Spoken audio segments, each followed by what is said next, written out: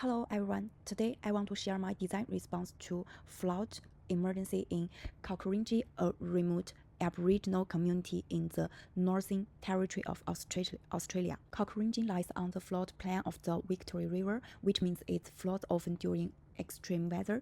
In early 2023, having rainboat several floods, around 7 residents had to be evacuated, and essential infrastructure like roads, water supply, and electricity was badly damaged. Because the terrain is flat and climate change is making extreme weather more frequent, floods here are not just accidental, they are recurring and severe.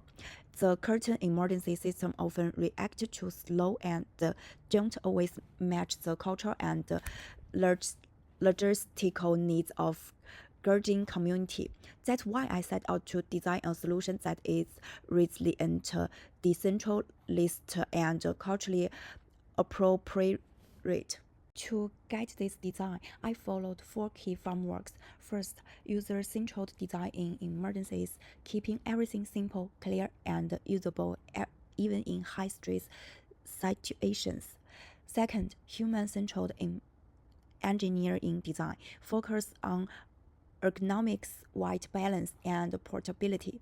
Third, design for disaster readiness, positioning multiple supply boxes around the community for quick local access.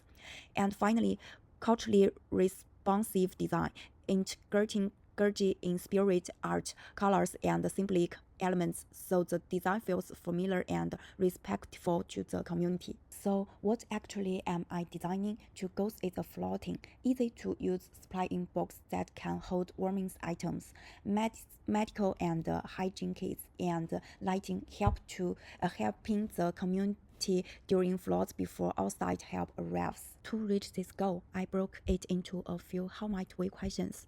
First, how might we ensure supplies are accessible when central aid is delayed?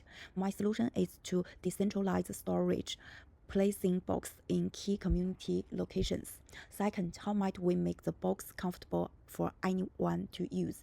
That's why I use the ergonomic handles, adjustable strips, and lightweight materials. Third, how might we adapt the context to different flood scenarios?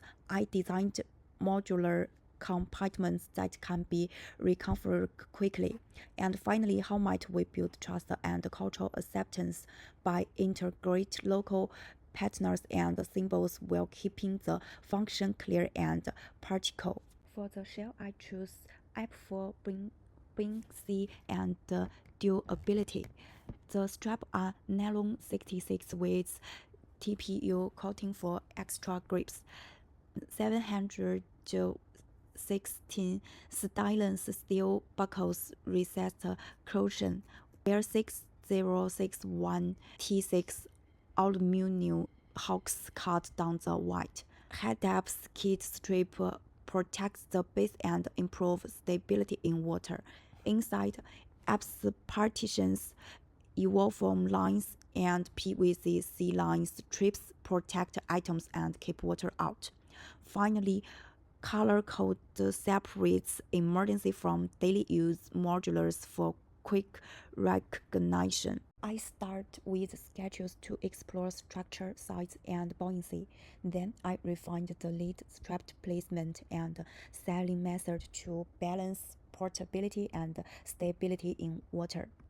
In a tutor review, I was asked if floating supply box already exists, why would you locals use yours? That question pushed me to add Gurjin culture's elements, web slides for water, concentric circles for gathering places, and ochre's yellow-black colors for visibility and familiarity. This made the box not just functional but culturally connected. The final design blends Gurju in spirit patterns with a streamlined form. Inside, boarding compartments separate supplies for quick access. Ergonomic straps allow hands-free carrying.